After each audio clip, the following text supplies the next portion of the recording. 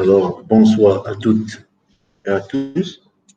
Donc, j'espère que tout le monde va bien dans ces circonstances difficiles. Donc, si vous permettez, vous commencez par la présence de la série numéro 4.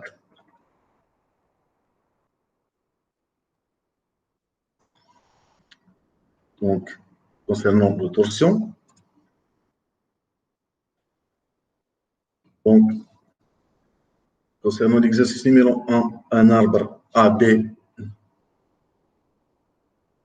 Donc, un arbre AB de longueur 1,2 m, de section cylindrique constant, doit transmettre une puissance P qui égale 24 kW d'un moteur électrique à un manchon d'accouplement avec une fréquence de rotation N égale 1600 tours par minute. Donc, on admettra le REJ égale RE par 2. Le REJ représente la limite élastique au glissement. Donc, le RE, c'est limite élastique. Donc, RE égale 390 newtons par millimètre carré. Donc, le coefficient de sécurité choisi qui est égal à 5. Donc, l'auteur demande de calculer le diamètre de l'arbre et l'angle de torsion unitaire entre A et B. Donc, on prend le modèle de Coulomb qui est égal à 8010 newtons par millimètre carré. Donc, avant de commencer le corriger de ces exercices-là, dans ce cas, les arbres de transmission mécanique sont un exemple typique de torsion. Donc, en régime permanent, hors démarrage, arrêt de la machine et changement de régime. C'est-à-dire, on peut arrêter carrément le moteur et change le régime de rotation, c'est-à-dire on change le régime de vitesse, on augmente ou diminue la vitesse. Dans ce cas, l'arbre est animé d'un mouvement de rotation uniforme. Dans ce cas, le couple de moteur s'équilibre avec le couple résistant, hautement des palets. Et la charge est fournie par la machine. Dans ce cas, ainsi bien que le système soit en mouvement, on peut l'étudier par la statique.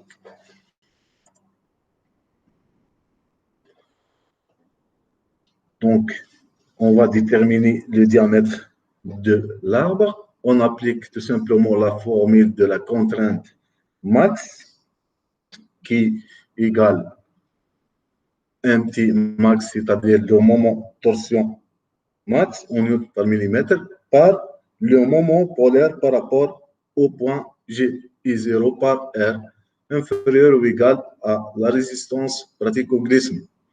Dans ce cas, le MT max, donc on cherche le diamètre. Donc, dans ce cas, le moment de torsion max qui égale P par oméga. P qui égale 24 watts. Oméga, c'est P fois 1 par 30. Dans ce cas, 1, c'est la vitesse de rotation qui égale 1600 tours par minute, ou oméga égale P fois 1600 par 30 qui égale 167,55 radians par S. Dans ce cas, le moment torsion max égale 24 000 P par oméga. Voilà. Donc, il égale 143,24 newtons par mètre. Implique que, donc, on convertit le mètre par millimètre, dans ce cas qui égale 143 240 newtons par millimètre. Dans ce cas, E0 par R qui représente le modèle de torsion section cylindrique plein. Ou E0 qui représente toujours le moment polaire par rapport au point. Donc, le modèle de torsion qui égale P du cube par 16. Ce qui nous donne, en fonction de la résistance pratique au glissement, 143 240 par le modèle de torsion inférieur ou égal toujours à RPG. En tout cas, sachant que RPG qui égale RG par S' qui représente le coefficient de sécurité. Donc, on donne ça comme donnée. Donc, REJ égale RE, c'est-à-dire RE, par 2, qui égale 390 par 2, qui égale 195 newtons millimètre carré. Donc, le coefficient de sécurité égale 5. Dans ce cas, RPG égale 195 par 5, qui égale 39 newtons en millimètre carré. Dans ce cas, c'est très facile pour déterminer le diamètre D. Donc, c'est 143 240 qui représente le moment de torsion max par le modèle de torsion.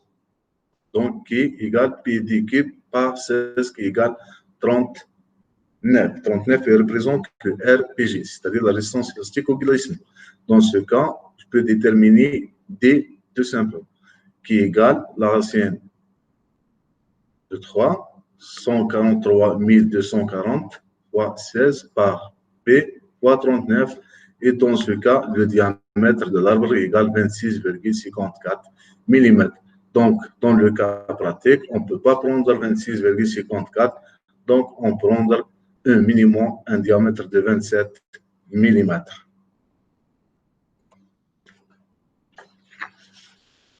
Concernant la déformation, deuxième question, c'est-à-dire on détermine la déformation, c'est-à-dire l'angle unitaire de torsion alpha AB. Donc, on applique la formule qui dit que le moment de torsion par G fois E0. G représente le modèle d'élasticité transversale, mégapascal, et E0 représente toujours le moment polaire par rapport au point G, c'est millimètre quadratique. Donc, on note l'équation 1, mais par définition, l'angle unitaire de AB qui est égal alpha AB par L. Donc, on note 2, équation numéro 2. Donc, on pose lorsque l'équation 1 égale l'équation 2, le moment polaire de la section, c'est-à-dire le moment de torsion par le moment polaire de la section, qui égale l'angle unitaire par la longueur, implique que alpha AB, parce qu'on cherche l'angle unitaire de torsion, qui égale L fois MT, la largeur, c'est-à-dire la longueur fois le moment de torsion, par G, qui représente toujours le modèle d'élasticité transversale, fois I0, le moment polaire par rapport au point G. Dans ce cas, MT, on va calculer précédemment, donc MT qui égale 143 240 newtons par millimètre. Donc, voir la question numéro 1. Donc, L qui égale 1200 mm, c'est-à-dire L qui égale 200 mm ou 1,2 m.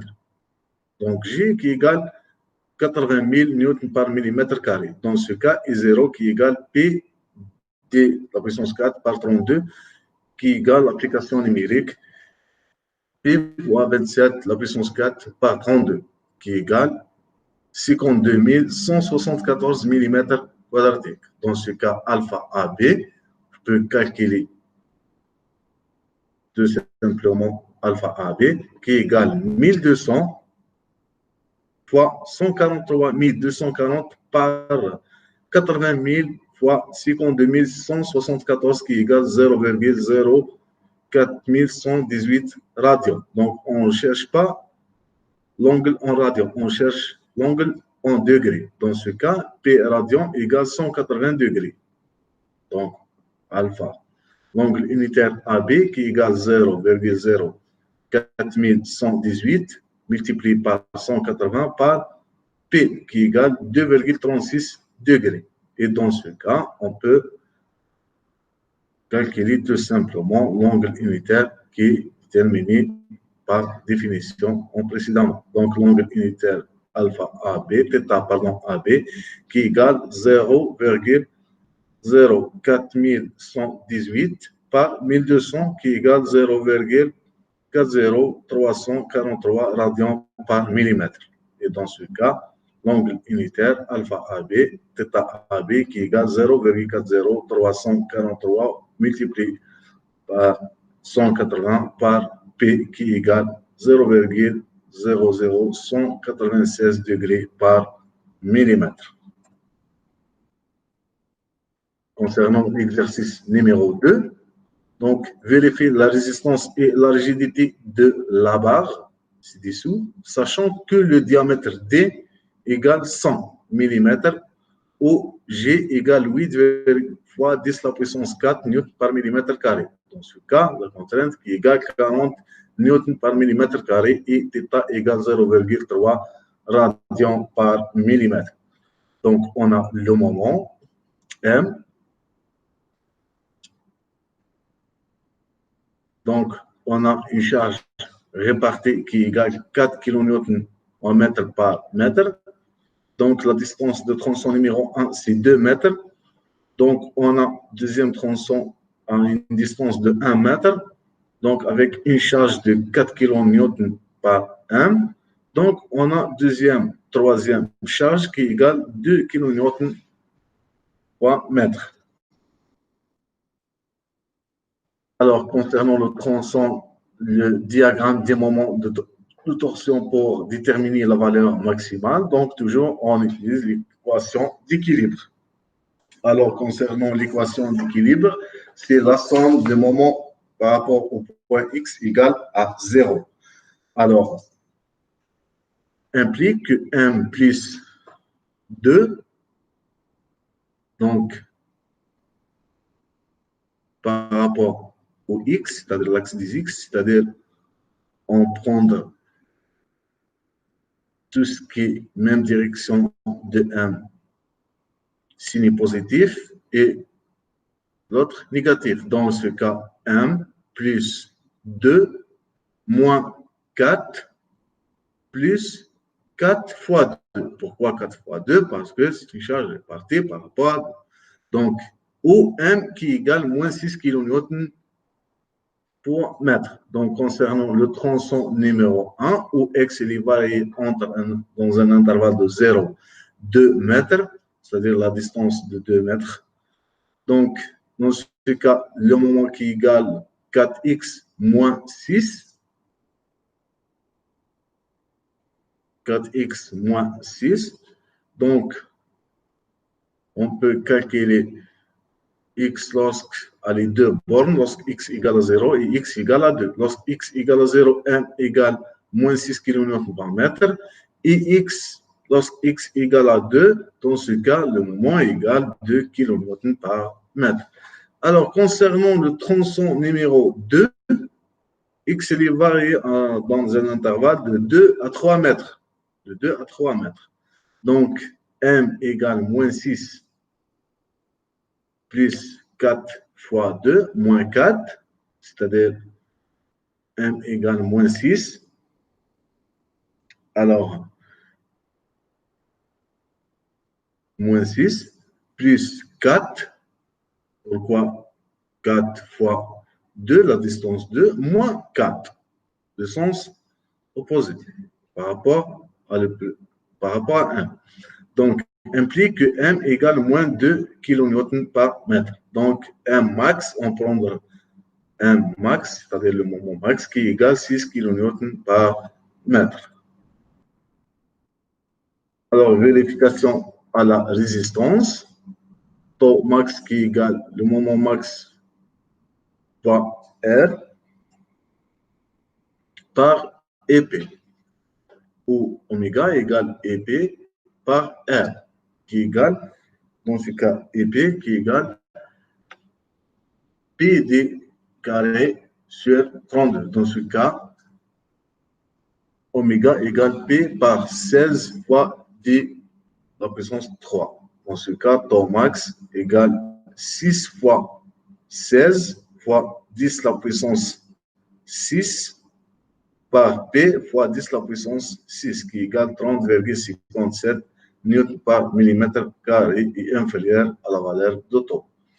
Donc, vérification à la rigidité. Dans ce cas, θ qui est égal à l'intégrale de 0 de x, m de moment par G et P. Dx avec module de Coulomb égale 8 fois 10 la puissance 4 newtons par millimètre carré et moment polaire égale 0,1 fois 100 la puissance 4 qui égale 0,1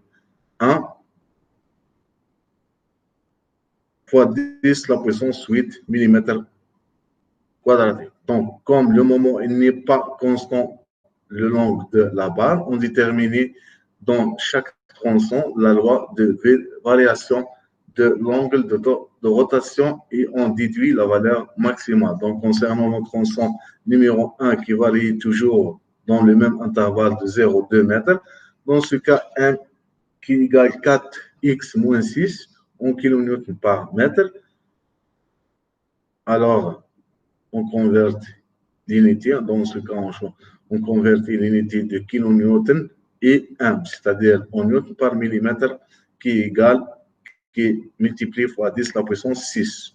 Dans ce cas, θ 1, c'est-à-dire θ tronçon 1 de x, qui égale 1 G et P.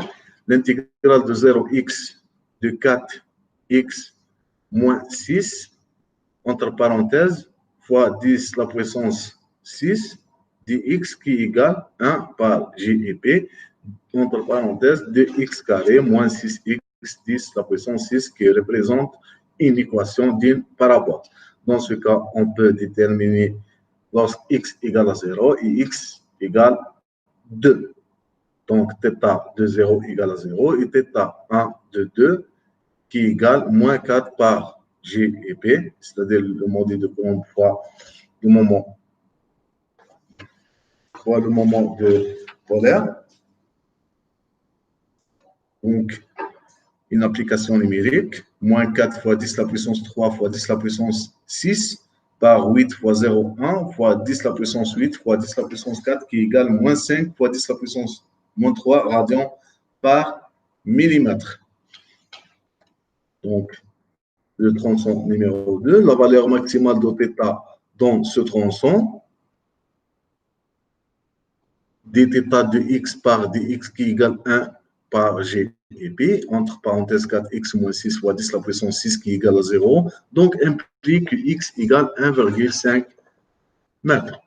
Alors, θ max, donc pour x égale, donc on calcule le θ max lorsque x égale 1,5 mètres, qui égale 4,5 fois 10 la puissance 3 fois 10 la puissance 6, c'est-à-dire 10 la puissance 6, c'est on convertit le kilonewton et le millimètre et le mètre. 10 la puissance 3, 10 la puissance 3, ça fait 10 la puissance 10, 6, et le kilonewton en newton, c'est 10 la puissance 3 par 8 fois 0,1 fois 10 la puissance 4 fois 10 la puissance 8, qui égale 5 fois 0,63 fois 10 la puissance moins 3 radians par millimètre inférieur à θ. Alors, concernant le tronçon numéro 2, donc x il varie toujours dans un intervalle de 2 à 3 mètres.